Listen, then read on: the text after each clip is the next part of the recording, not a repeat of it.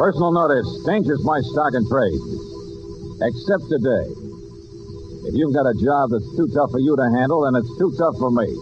Merry Christmas, George Valentine. And don't bother me with details.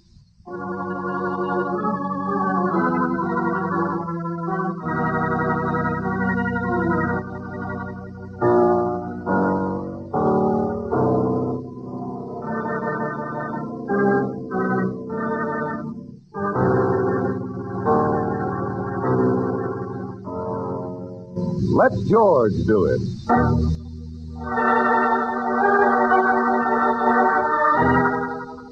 Santa Claus in Glass, a transcribed adventure of George Valentine.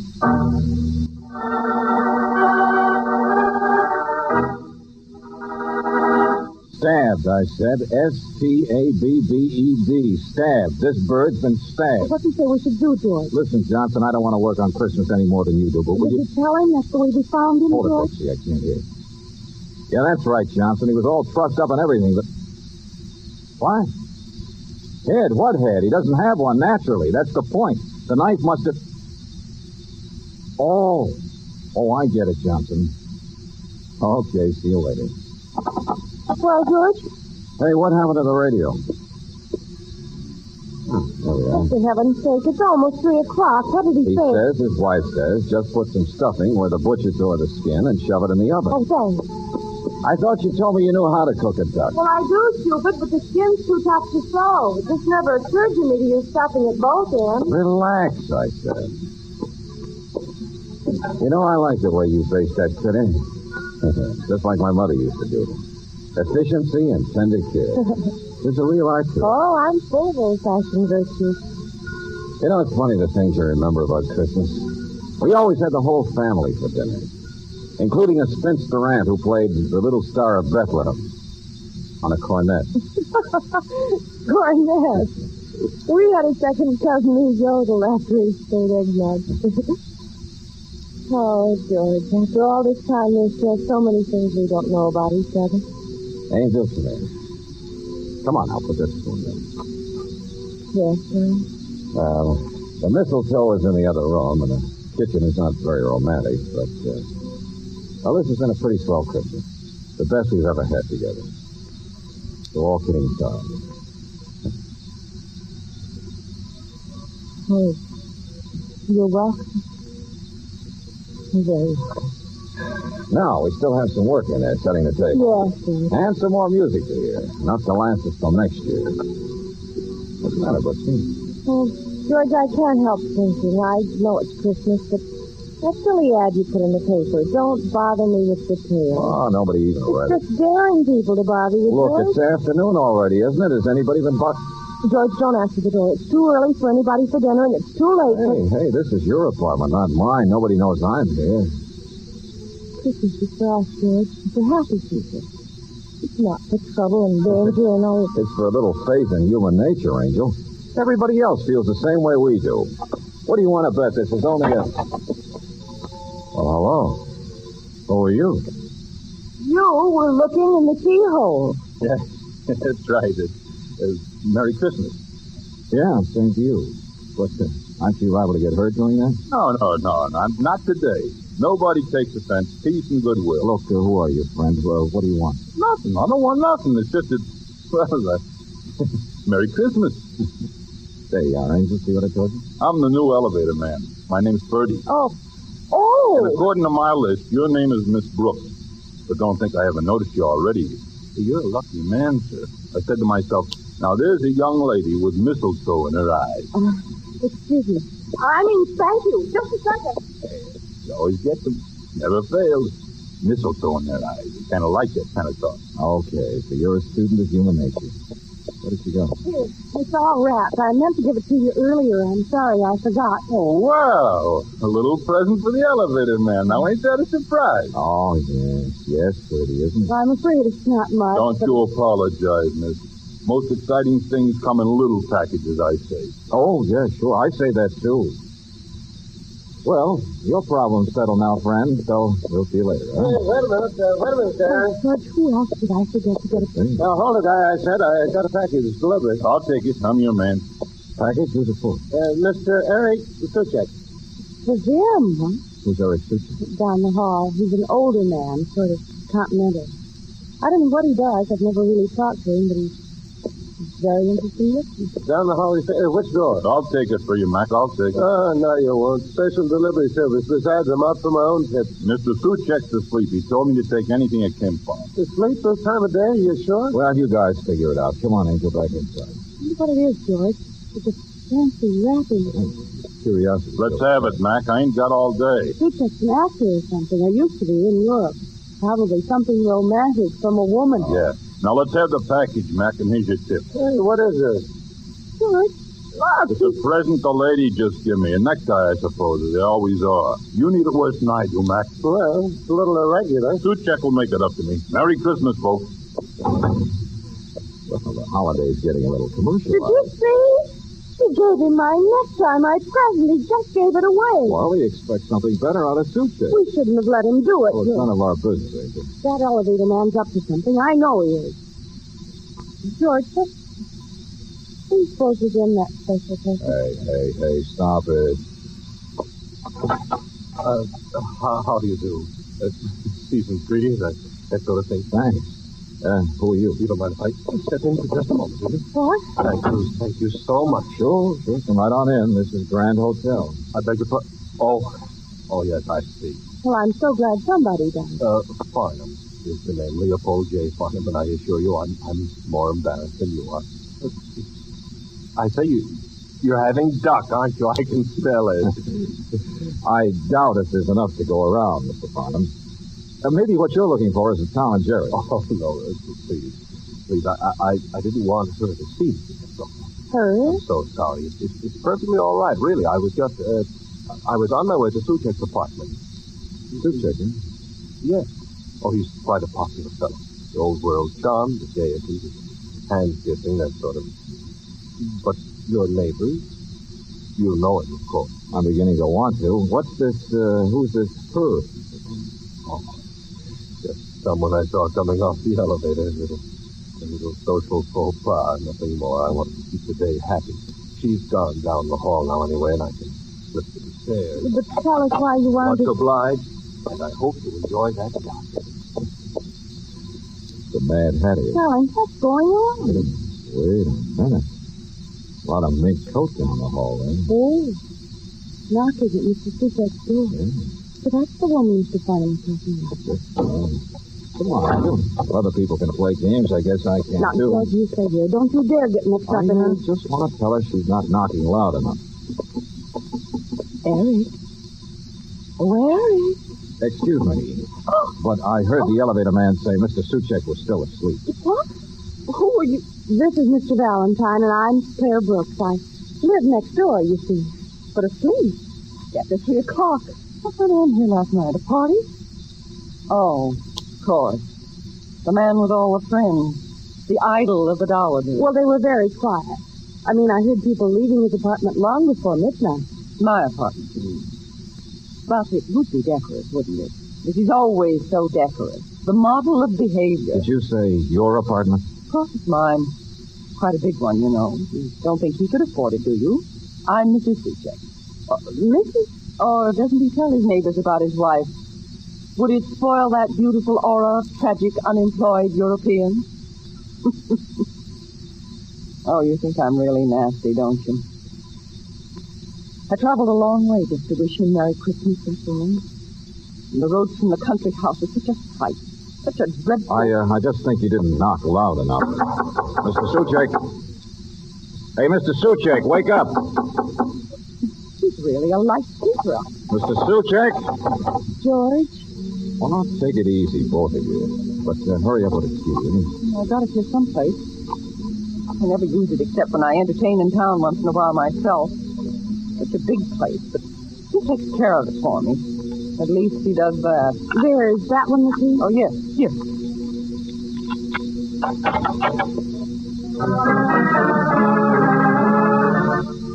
Eric! Eric! Where are you? Eric! George, stop her. You look for him. Well, it's her house, not mine, Brooksy. What's the matter with you anyway? What do you expect her to find?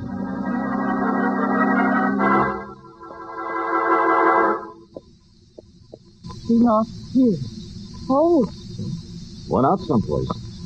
Okay, Mrs. Suchek, we'll just mosey He was here an hour ago. Huh?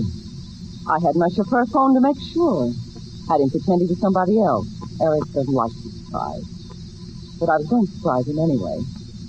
That's why I couldn't understand that sleeping business. funny he didn't wind the clock. What did you say? The clock had stopped last night, I guess. Milk is still on the back porch. Look, his clothes are here. Oh, he just went out someplace. What? His bed hasn't been slept in. Well, he went out last night, then. There's nothing to get all excited Don't about. leave me. Please don't leave me. All right, Mrs. Suchek. What are you so nervous about? Why do you think something's wrong? Oh, it's Christmas. I don't want to be alone. I don't know why I didn't stay in the country. There's a wonderful party out there. 16 people for the weekend. And the roads are so frightful. I always give huge parties on Christmas. One of the nice things about inheriting a lot of money. Why worry about a husband you don't like, anyway? What? Oh. Well, why not? I never know what he's up to. My friends in town think he's wonderful and so charming, and he's always getting into confidential little deals with them. My friends, mind you, not his. All so rich, and he just loves rich people. All right, let's get off the subject and turn on the radio. Listen. I used to be a musician, you know. A very bad one. Studied in Paris. Yes, Mr. Valentine, I'm very nasty. I'm sorry. I'm worried about him. We're so far apart, and he's up to something. I don't know what it is, but it is Christmas. Oh, Mrs. Suchek, did you say your husband didn't have any money? What? Oh, really? He's not a little boy, for heaven's sake, running around without pocket money. He does get his allowance. No, he doesn't work. Just charming, that's all. It was different 20 years ago. Over there, he was an actor. But then they closed the theaters in Europe. You can't live on pride forever, can you? Oh, run along, you two. This is absurd and ridiculous. I'm tired and would like to take a nap. Okay. Come on, Brooksy. George, I asked about money because he's got a bank book in there on his desk. Huh? And it shows a balance of several $1,000s, all deposited in the last few months. Nosy. But he has notes about meeting people at all hours, too. Deliver shipment to Joe at 3 o'clock. Steamship docking at 7 a.m., Pier 52. Get bids from jewelers on... Anyway, that kind of... Skip it. But shouldn't we say something? And shouldn't we ask about that man who was just up the Leave her hall? alone, Brooksy. We don't know what kind of a guy her husband is or what he's up to. I wonder if she does. Oh, are you coming too? Cold here. I don't like it. I'm going to run down to a hotel. Okay, which one? I want to phone you after I've had a little talk with the elevator man. Yes, he was so positive about Mr. Suchek being asleep. Come on. See you later, Mr. Suchek. Oh, wait a minute. Miss Brooks, you didn't see a mirror in there, did you? The room beyond? What? A mirror, a hand mirror. I left it here the last time. It's gold. It has my initials. And there's a diamond thing. Well, I guess it's just mislaid or something. It's not important. Never mind.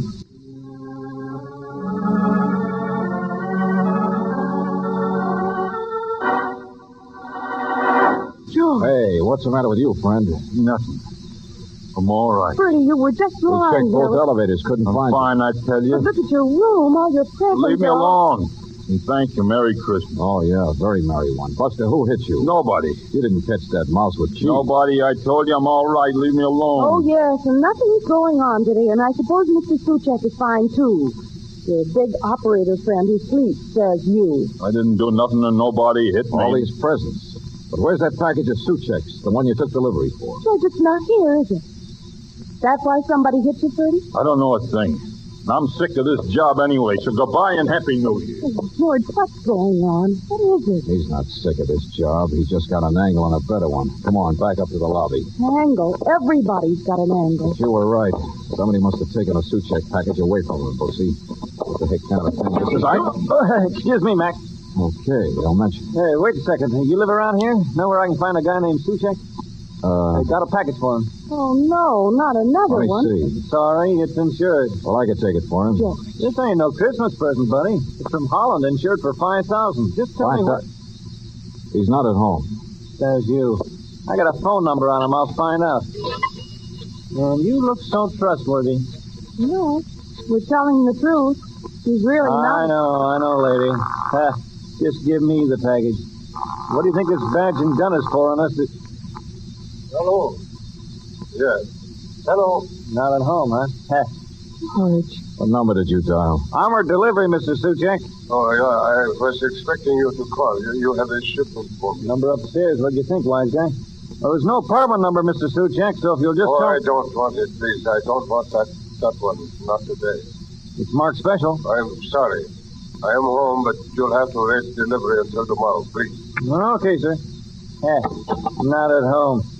The things people will pull. And on Christmas, too. George, we were just upstairs. He's not there. Quite an operator, suit check for a man with no dough, no job, just a lot of connections to his wife.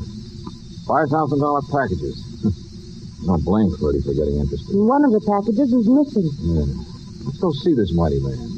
Find out what he is up to behind his wife's back. See him, but he's Double not... phone, Angel. It's simple. That's why she thought he was home, too. Her chauffeur phoned earlier, remember? Double phone? Yeah, like some doctors have. A special service. Same number at 2 places. And he doesn't want people to know. Well, George, it sounds to me more like a double life. Uh-huh. And one of them's not so good.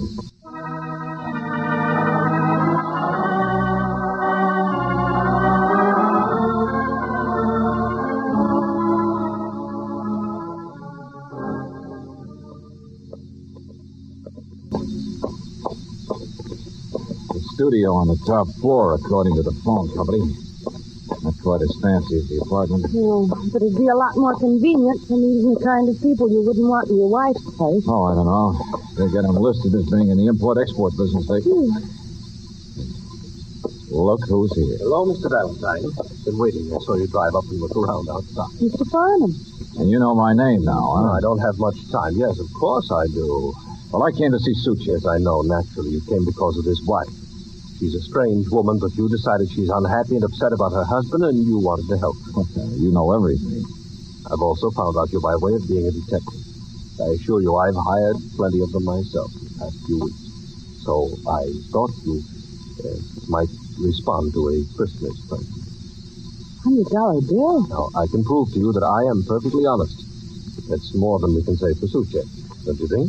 You didn't act like it. The way you ducked to avoid her. Not very easy for a man who's in love with a woman whose husband...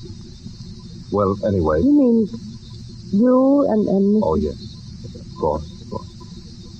She was with me here just now to talk to one of the boarders in this place and to one of my detectives. Just now. Look, Farnham, what are you... She's going to meet me at the train, and I don't want to keep her waiting. Detectives watching Suchek? Those packages of his, this double phone? Did you find that he's a crook? I'm trying to explain nothing to you. That's what the $100 is for. I don't want her to be any more upset or to know any more than is necessary. Buster, I'm getting sick and tired of all this fog. Maybe Suchek himself... I don't even know whether he's up there or not. That's not the point, you see. If there's anything crooked, we will turn it over to the police naturally. Then what is the point? And why did you have detectives? Don't you understand the whole thing? Rich, proud woman who wouldn't divorce her husband because, in spite of everything else, he was so decorous. Well, but why that phone? Why these surreptitious visits here? Flowers and wine and perfume. Now, good heavens, you weren't born yesterday, were you? Ah. You hear that? Suchek doesn't play the piano. Another woman. Now, I'm sure you understand. It's Christmas. Mrs. Suchek knows all she needs to know now, so let's have no more trouble. Sure. Okay, Farnham. Happy New Year. Thank you. Goodbye. Wait a minute, Brooks. Come on. George, he's right. You're not running for Upstairs, a I said, come on, fast. What you want? See something with my own eyes, that's all. Don't mind if I come in, do you, Mr. Suchek? Get out of here. I'm another detective. They've been haunting you, huh? Well, what are you talking about? Nothing, I guess, nothing. But it's a woman's place, all right, isn't it? Yeah. Curtains, perfume. sort of simple I face, beg but, your pardon. that her picture over there? Where is she? In the other room? Oh, hey, look. You gave her a gold mirror, didn't you? I told you to get out of here. Take it easy. Now get out of here, I said.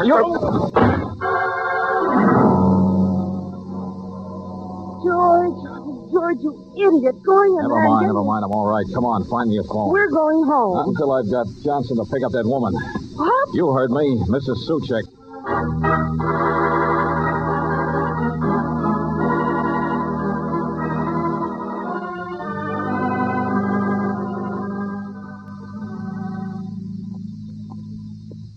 I had a lot of trouble, Mr. Valentine. I got her off the train all right, but the lieutenant says she can sue our shirts off. Thanks for bringing her here to Miss Brooks' apartment so fast, Ed. Hey, you better get down and prefer charges. Yeah, sure. And thanks again. Hello, Mrs. Suchek. You're insane, of course. I'm insane, too, leaving my country place today. No, you're not.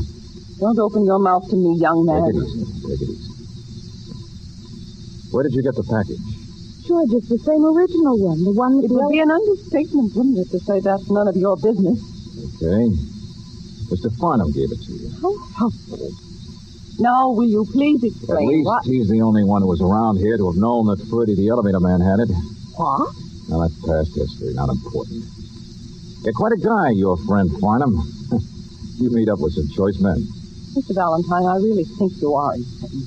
I haven't the slightest idea of what on earth you I noticed think you're... before that package has no return address on it. Also pretty fancy wrapping. Now, a member of a family never thinks of a return address. Of course, you've got it again, so what is it? Your Christmas present to your husband? Like a bomb, maybe? Mr. Valentine, we used to be very happy until I became wealthy. Until he became worthless. I know. Like a fish out of water. Both of you. Living high, wide, and handsome. Let's unwrap Huh? it, lady. Oh. Yes, me. Been waiting for you to get back, Valentine. I thought you'd figure it out. Thanks, Ferdy. But is that gun necessary? Yeah. I want the package, lady. No. Give, lady. Buster, you're not a very bright man.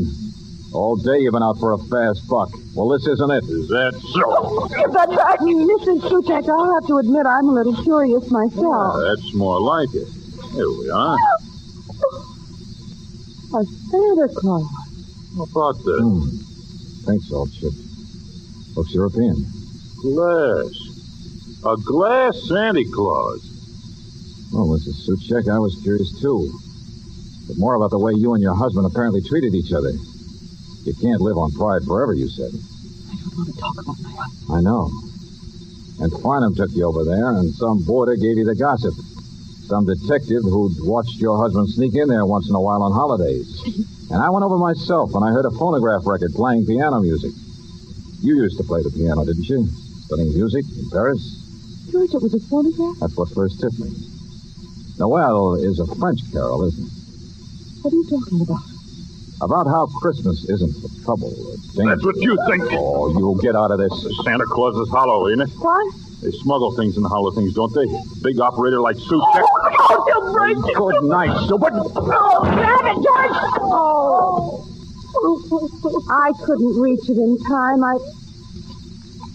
There's nothing in it, though, is there? Not watching Ferdy anymore, either. Oh, now, please, Mrs. Suchek, stop it. Listen to me. Quick. Did Farnham produce a girl who lived in that studio today? I don't want to see it. I don't want to know who she... Would your husband give a mirror with your initials on it to somebody else? And that lush apartment of yours down the hall. He hates what that stands for as much as you do, doesn't he? Oh, but you've both got to be so proud. But I'll get back to that other place, the other woman. The secret, simple thing in his life he escapes to sometimes, because I saw it. Yeah, I barged in. But I didn't see her. You what? But I saw her picture, all right. Yeah, a lovely blonde girl. The clothes are old-fashioned. There's a French taxi cab in the background. Now, don't you understand, Mr. Suchek? That double life of his is about as sinister as this memory, this Santa Claus you picked to give him for Christmas. It's a picture of a girl who looks just like you about 20 years ago. Mr. Suchek, the other woman is you.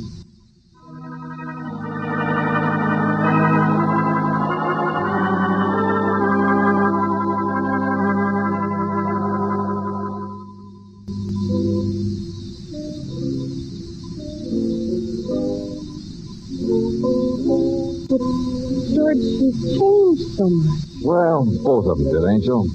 They were miles apart, I guess. Only still not quite ready to forget a dream of what they used to be like, even though they wouldn't admit it. But all those packages of his, the other ones, those phony-looking shipments back and forth from Europe. Darling, your imagination's as bad as Purdy's, the ex-elevator man. Hot goods, smuggling. Where do you get all these ideas? Why not believe the facts? The phone company said he was a small-scale importer. Now, express companies don't smuggle for people. A man could get a bank account from an honest business he was building up on the side. A man with the right background and rich friends to deal with. Yeah, You well... listen to too many radio mysteries. Oh, I know I'm not clairvoyant. It was Farnham's behavior that made me curious, that's all. You mean being so anxious to make sure that Suchek never got the sentimental gift from his wife? The Santa Claus and their first Christmas tree together? Uh-huh. And then asking us not to dig any deeper. Not wanting her to see any more over at that studio than he'd already arranged for her to see in here. So you just barged right in. Oh, darling, you're wonderful. I'm lucky. I knew when Suchek hit me, nobody would have been that mad except a guy caught with his own sentiments down. Besides, you told me a long time ago, Christmas isn't a bad thing. And you told me it's for a little faith in human nature. And you had it. Mr. Suchek's getting on his feet again. His wife is opening her eyes. And they're really back together now. Sure. It's for a happy ending. It's the mistletoe in the eyes, George. I like that eye. Well, you needn't turn your nose up at it. Not after all you've done. Okay. I'll turn my nose down again. Yeah, you're right. Christmas is for not being bothered with details like the smell of burning duck.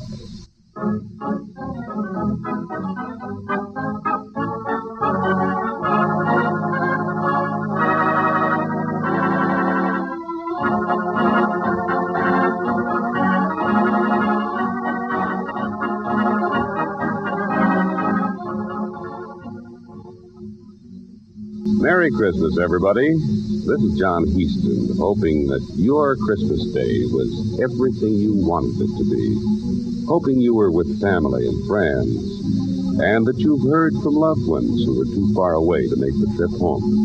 For just a moment, here's a friend of yours, George Valentine. Tonight, we'll introduce him by his real name, Robert Bailey. Holiday greetings are not my stock in trade. But if you think the job's too tough for me, well, I have news for you. Friends, it's wonderful. It's wonderful to be on the air with you this Christmas time. So, speaking for myself and for everybody in the cast, all I want to say is, we just hope you've had the nicest, happiest Christmas ever. Robert Bailey is starred as George, with Virginia Gregg as Brooksy. Let George Do It is written by David Victor and Jackson Gillis and directed by Don Clark. Irene Tedrow was heard as Verna, Bob Griffin as Suchek, Larry Dobkin as Farnham, Barney Phillips as Purdy, and Bob Bruce as the messenger. The music is composed and presented by Eddie Dunstetter. Your announcer, John Heaston.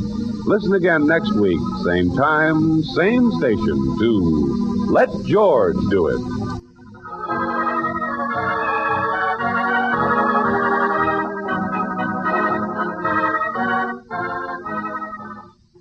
This is the Mutual Broadcasting System.